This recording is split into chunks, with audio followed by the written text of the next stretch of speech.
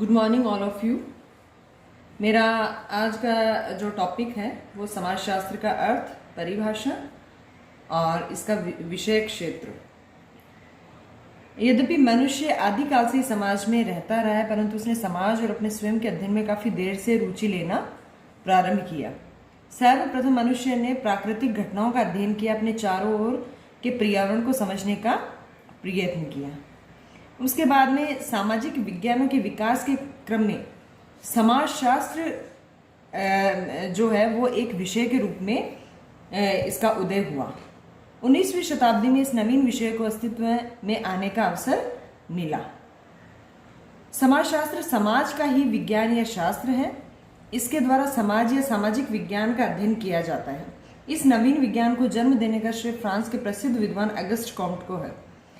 इन्होंने सर्वप्रथम सन 1838 में इस नवीन शास्त्र को समाजशास्त्र का नाम दिया। इसी कारण इनको समाजशास्त्र का जनक कहा जाता है।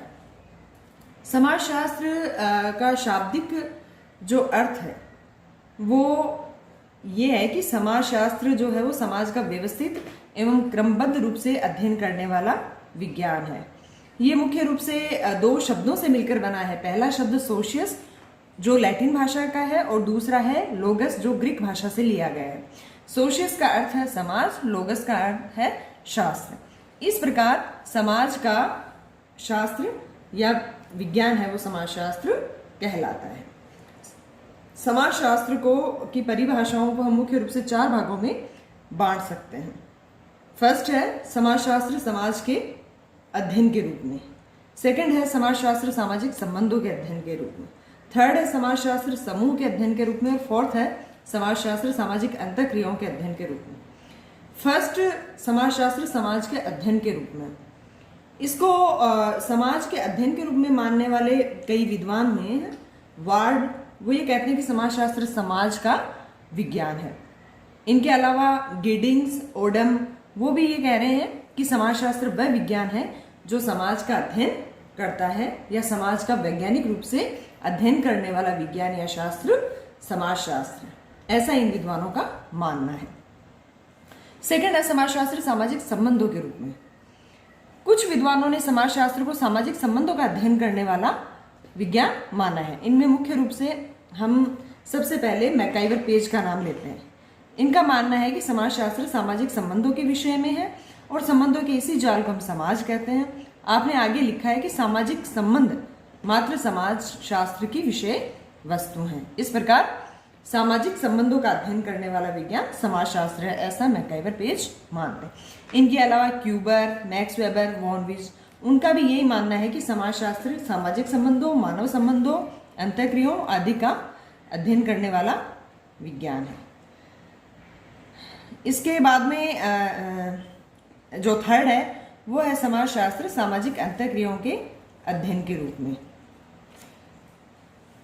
थर्ड है समूह के अध्ययन के रूप में।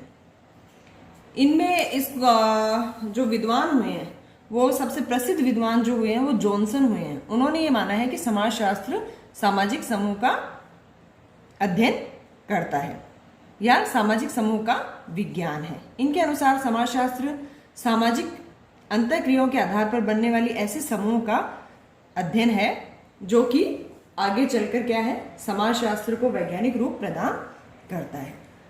नेक्स्ट है समाजशास्त्र सामाजिक अंतःक्रियाओं के अध्ययन के रूप में। इसको मानने वाले मुख्य रूप से गिलिन और गिन्सबर्ग, जॉर्ज सिमेल मुख्य विद्वान हैं जो ये मानते हैं कि समाजशास्त्र है वो एक या दो से का तात्पर्य 2 या 2 से अधिक व्यक्तियों या समूह का जागरूक अवस्था में एक दूसरे के संपर्क में आना और एक दूसरे के व्यवहारों को प्रभावित करना ही अंतःक्रिया है और अंतःक्रियाओं का अध्ययन समाजशास्त्र करता है, ऐसा इन विद्वानों का मानना है। समाजशास्त्र सामाजिक अंतःक्रियाओं का विज्ञान है और साथ में ये मानवीय अंतर संबंधों के स्वरूपों का विज्ञान है, ऐसा इन विद्वानों ने माना है। नेक्स्ट है समाजशास्त्र का विषय क्षेत्र। समाजशास्त्र के विषय क्षेत्र को हम 2 भागों में बांट सकते हैं। फर्स्ट है स्वरूपात्मक या विशिष्टात्मक संप्रदाय और सेकंड है समन्वयात्मक संप्रदाय। स्वरूपात्मक संप्रदाय के जो प्रवर्तक हैं वो जर्मन समाजशास्त्री जॉर्ज सिमेल हैं। इनका मानना है कि जो समाजशास्त्र है वो एक विशेष विज्ञान है जो कि क्या है, किसी भी वस्तु के अंतर स्वरूपों का अध्ययन करता है। मुख्य रूप से सामाजिक संबंधों के स्वरूपों का अध्ययन इन्होंने माना है। इन्होंने माना है कि यदि अन्य विज्ञानों के समान समाजशास्त्र भी सामाजिक संबंधों के अंतर वस्तु का अध्ययन करने लगा तो ये विशिष्ट ज्ञान नहीं बना सकेगा। अतः समाजशास्त्र को सामाजिक संबंधों के स्वरूपों का अध्ययन करना चाहिए। सेकंड है वीरकांत। इनका मानना है कि समाजशास्त्र को एक विशिष्ट विज्ञान के रूप में मानसिक संबंधों के स्वरूपों का अध्ययन करना चाहिए। ये कहते हैं कि समाजशास्त्र उन मानसिक संबंधों के अंतिम स्वरूप का अध्ययन है जो कि मनुष्यों को एक दूसरे से बांधते हैं। समाजशास्त्र इस पर विचार नहीं करता कि पिता और पुत्र में अथवा माता और पुत्री में क्या संबंध है। ये तो यश, सम्मान, प्रेम, लज्जा, स्नेह, समर्पण, घृणा, सहयोग, संघर्ष आदि भावनात्मक या मानसिक पहलुओं का अध्ययन करता है। इन्हीं के आधार पर विभिन्न सामाजिक संबंध बनते हैं और इन्हीं सामाजिक संबंधों से समाज का निर्माण होता है। थर्ड है वॉनविज। वॉनविज ये मानते हैं कि समाजशास्त्र एक विशिष्ट विज्ञान है और ये मानवीय संबंधों के स्वरूपों का अध्ययन करता है। इन्होंने 600 सामाजिक संबंधों के 650 स्वरूपों का अध्ययन करते हुए बताया कि समाजशास्त्र को इन्हीं स्वरूपों के अध्ययन में अपने आप को लगाना चाहिए। और फोर्थ है स्वरूपात्मक संप्रदाय को मानने वाले विद्वानों में जो फोर्थ नंबर पे नाम आता है वो है मैक्स वेबर। इनके अनुसार समाजशास्त्र सामाजिक क्रियाओं का अध्ययन है। सामाजिक क्रियाओं को इन्होंने उन व्यवहारों के रूप में स्पष्ट किया है जो कि अर्थपूर्ण है और साथ ही जो अन्य व्यक्तियों के व्यवहारों से प्रभावित होती हैं। समाजशास्त्र में इन्होंने माना है कि समाजशास्त्र में सामाजिक क्रिया का ही अध्ययन किया जाना चाहिए। सामाजिक क्रिया में व्यक्ति एक दूसरे से क्रिया करते टाइम प्रभावित होता है। अब है सेकंड जो है वो है समन्वयात्मक संप्रदाय।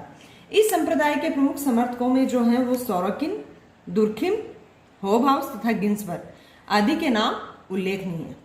इनका मानना है कि समाजशास्त्र एक विशिष्ट विज्ञान बनाने के बजाय एक सामान्य विज्ञान बनाने के पक्ष में है। समाजशास्त्र को एक सामान्य विज्ञान बनाने के पक्ष में इन्होंने अपने तर्क दिए हैं। फर्स्ट है होबहाउस के विचार। इंग्लैंड के समाजशास्त्री होबहाउस समन्वयात्मक संप्रदाय के प्रमुख समर्थक हैं। इनके अनुसार समाजशास्त्र को अन्य सभी सामाजिक विज्ञानों के प्रमुख सिद्धांतों एवं सार तत्वों के बीच पाए जाने वाले सामान्य तत्वों का पता लगाना और उनका सामान्यीकरण करना है। इस प्रकार से ये जो है समाजशास्त्र को एक सामान्य विज्ञान के रूप में विभिन्न सामाजिक विज्ञानों के बीच समन्वय स्थापित करने पर बल देते हैं। सेकंड है दुर्खिम। इन्होंने भी समाजशास्त्र को सामान्य विज्ञान माना है। इन्होंने समाजशास्त्र में सर्वप्रथम उन सामाजिक तथ्यों के अध्ययन पर जोर दिया जिनसे सामाजिक प्रतिनिधान का निर्माण होता है। इनके अनुसार समाजशास्त्र सामूहिक प्रतिनिधानों का विज्ञान है। सामूहिक प्रतिनिधानों से दुर्खिम का तात्पर्य प्रत्येक समूह या समाज में पाए जाने वाले विचारों, भावनाओं एवं धारणाओं के एक कुलक से है जिन पर व्यक्ति अचेतन रूप से अपने विचारों, मनोवृत्तियों एवं व्यवहारों के लिए निर्भर करता है। इन्हें समाज के अधिकतर लोग अपना लेते हैं। दुर्खिम के अनुसार ये विचार, भावनाएं, धारणाएं आदि ही एक सामूहिक शक्ति का रूप ग्रहण कर लेते हैं। इसी को इन्होंने सामूहिक प्रतिनिधान का नाम दिया है। इस प्रकार इनका मानना है कि समाजशास्त्र को इन्हीं सामूहिक प्रतिनिधानों का अध्ययन करना चाहिए ताकि विभिन्न सामाजिक समस्याओं एवं परिस्थितियों के संबंध में जानकारी प्राप्त की जा सके। थर्ड है सोरोकिन। सोरोकिन भी समाजशास्त्र को एक सामान्य विज्ञान मानते हैं। इनके अनुसार यदि सामाजिक घटनाओं को वर्गों में वर्गीकृत कर दिया जाए और प्रत्येक वर्ग का अध्ययन एक विशेष सामाजिक विज्ञान करे तो इन विशेष सामाजिक विज्ञानों के अतिरिक्त एक ऐसे विज्ञान की आवश्यकता होगी जो सामान्य एवं विशेष विज्ञानों के संबंधों का अध्ययन करे। कोई भी सामाजिक विज्ञान पूर्णतया स्वतंत्र नहीं है। प्रत्येक को किसी न किसी रूप में अन्य पर निर्भर रहना पड़ता है। इसका कारण है कि विज्ञान द्वारा समाज विज्ञान के एक पक्ष का या विशिष्ट प्रकार की घटनाओं का अध्ययन ही किया जाता है, जबकि विभिन्न घटनाएं पारंपरिक रूप से एक दूसरे को प्रभावित करती है। अतः क्या है, हमें एक ऐसे सामान्य विज्ञान की आवश्यकता है जो विभिन्न सामाजिक विज्ञानों के निष्कर्षों में समन्वय स्थापित कर सके, और ये कार्य समाजशास्त्र बखूबी कर सकता है। इस प्रकार सोरोकिन के अनुसार समाजशास्त्र का अध्ययन क्षेत्र सामान्य होना चाहिए और इसे सामाजिक जीवन के प्रत्येक पहलू का अध्ययन करना चाहिए। इस प्रकार से ये दो मुख्य जो है विषय क्षेत्र समाजशास्त्र के इन विद्वानों ने बताए हैं, स्वरूपात्मक और समन्वयात्मक। ये मेरा आज का टॉपिक था, समाजशास्त्र का अर्थ, परिभाषा, विषय क्षेत्र कंप्लीट हुआ। धन्यवाद।